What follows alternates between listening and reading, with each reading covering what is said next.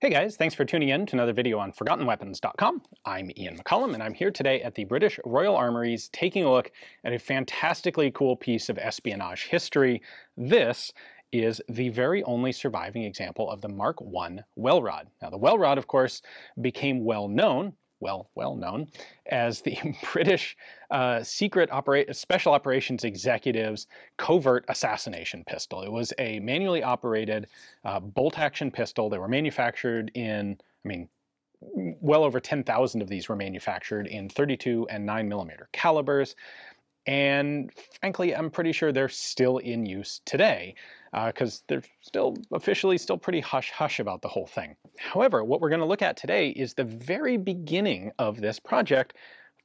The Welrods you're familiar with are all the Mark II and later patterns. This is the Mark I. So the first documented reference to a need for a suppressed covert pistol like this comes in September of 1942, and that's from the relatively recently formed Special Operations Executive.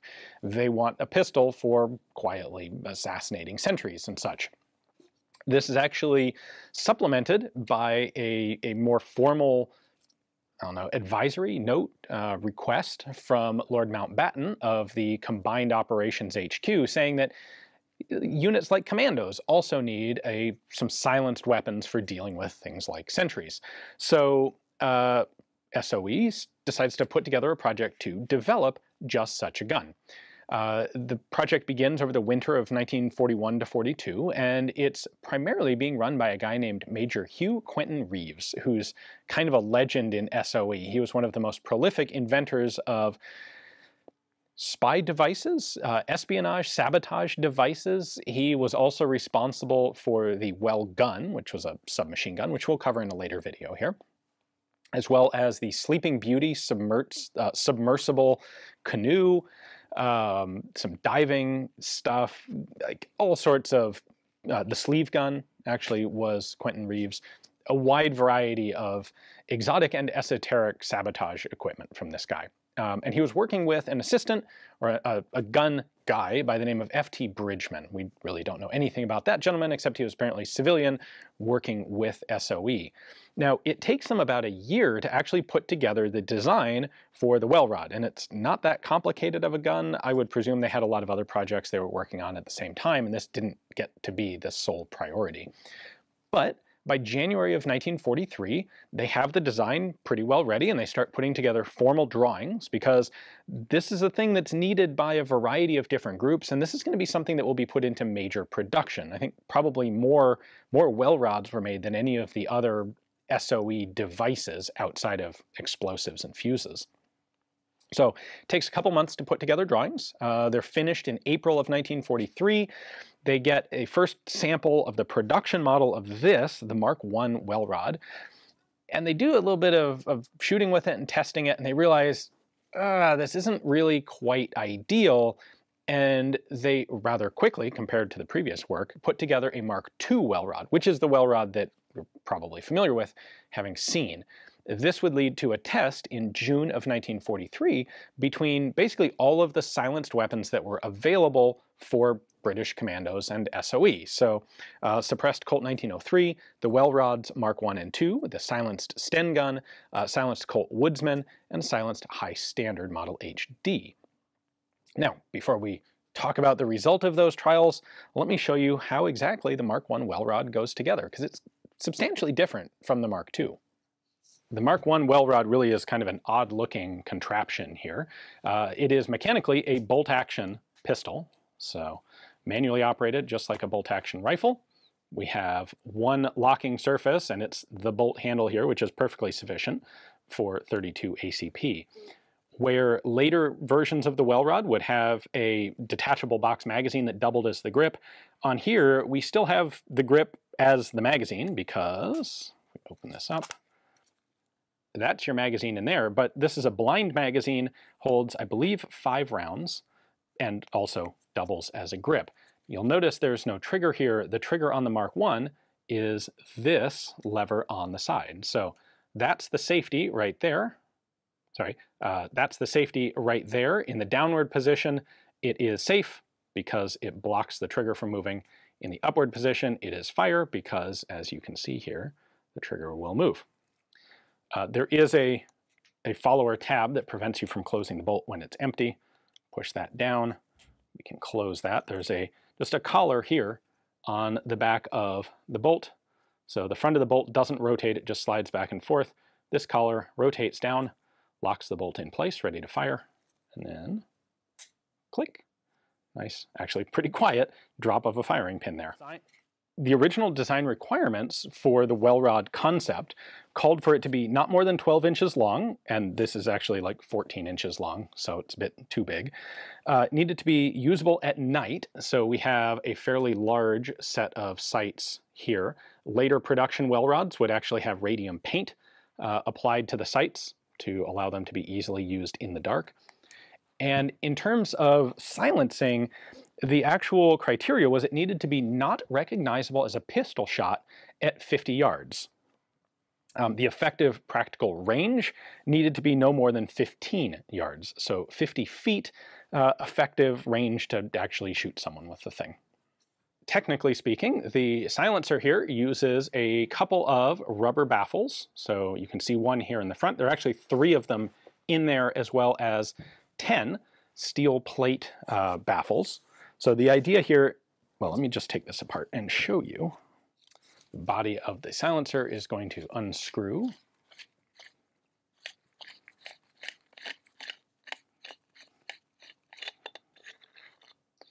And there we go. So the front section, almost front half of the suppressor here, is essentially an initial expansion chamber, and that's fed by 6 vent holes in the barrel. It's interesting to note that these are very small vent holes. In fact, you can actually see a scored line there between them, and that's relevant because this was done before people realized that it actually doesn't matter if you drill a vent hole like this in between, like through the wall of one of your rifling grooves. They were very careful here to drill these holes inside the grooves of the rifling, so that's why they're curving. They're matching the twist rate of the rifling.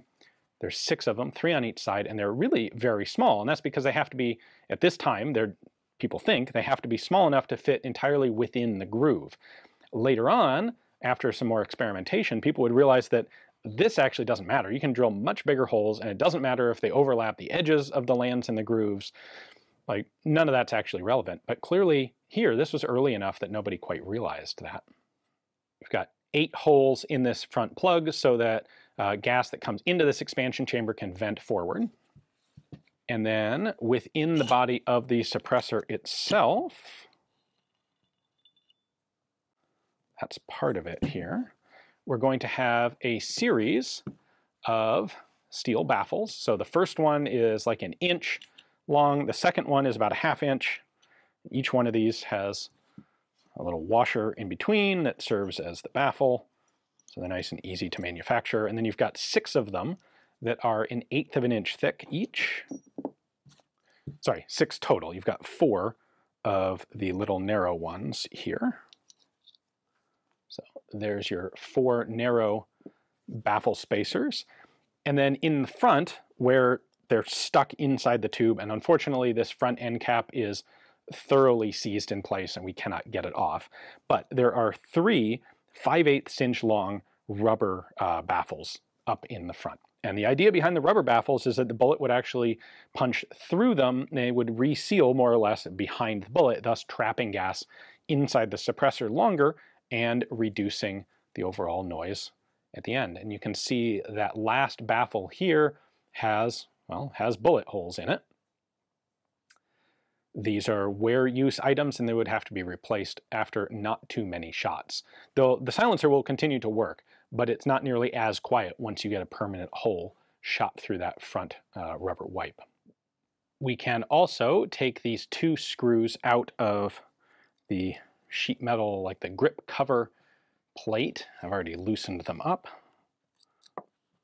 Pull those 2 out, and then we can pull that off. That's basically just a hollow grip cover. And now you can see the actual magazine in there. And that may be more than 5 rounds, but I'm not really sure. It's brazed together up there, and you can see on this side how the firing mechanism works. So there's the sear release in the bottom of the bolt. When I move that all the way forward and lock it, that is coming up underneath this sear right there. When I pull the trigger forward, it allows this to pivot forward on that pivot pin. Interestingly, that pin is using the same hole that the two screws for the grip assembly cover go into. It's not quite square, but you get the idea. So I can't take the bolt out for you, unfortunately, without actually removing the sear because it catches on the back end of that sear notch right there. So there's a retaining screw here, but you also appears have to take out the sear, and I'm not willing to try and punch that out. So we're going to leave that alone for the time being, but everything else you can, I think, pretty well understand from there.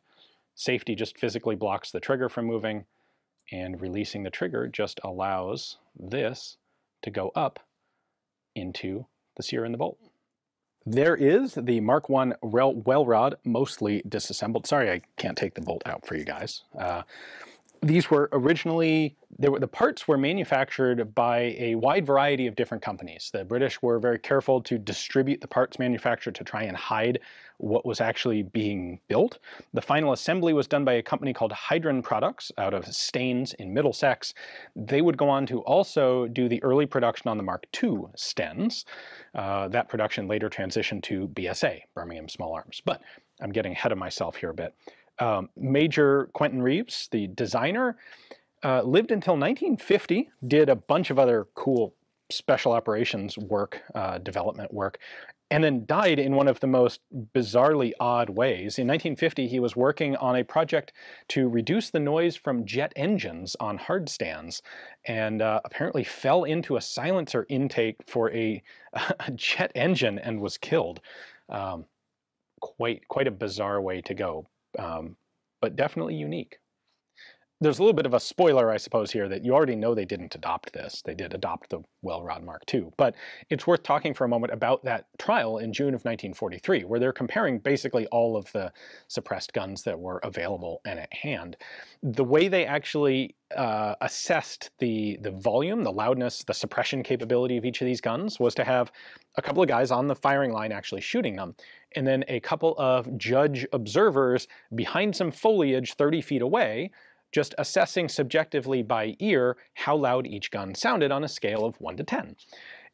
Interestingly, the loudest of the guns was deemed to be the Colt 1903 with a suppressor. There was a silenced Sten gun in the trials, which is 9x19 caliber, but the silent Sten guns have huge suppressors on them, so I'm sure that was actually quieter than the Colt. The quietest gun assessed, you may be expecting to be the Welrod. It was not. The quietest gun was actually the suppressed high standard HD. It's a 22 caliber pistol with about the same volume of silencer as the Welrod, so actually shouldn't be that much of a surprise, and those things are insanely quiet. I suspect, however, for the purposes of lethal use by commandos and SOE agents, a 22 caliber wasn't deemed sufficiently dangerous, sufficiently deadly, and they really wanted that larger cartridge, even if it was just 32 ACP. So the Welrod ends up being the gun chosen. Worth pointing out, in between the high standard and the Welrod, so quieter than a Welrod but louder than a high standard, were deemed breaking a stick, hitting wood on wood, and hitting wood on metal.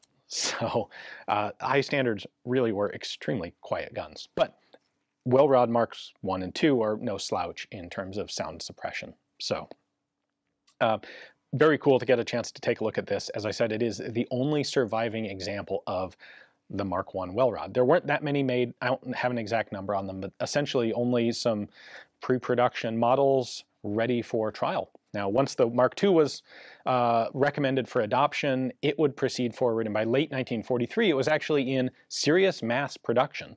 More than 11,000 Welrod Mark IIs, and subsequent patterns would be manufactured. So a lot of those, and like I said at the beginning, I'm pretty sure they're still in occasional use today. Big thanks to the British Royal Armouries for giving me access to this sole survivor here to show to you guys. Hopefully you enjoyed the video. Thanks for watching.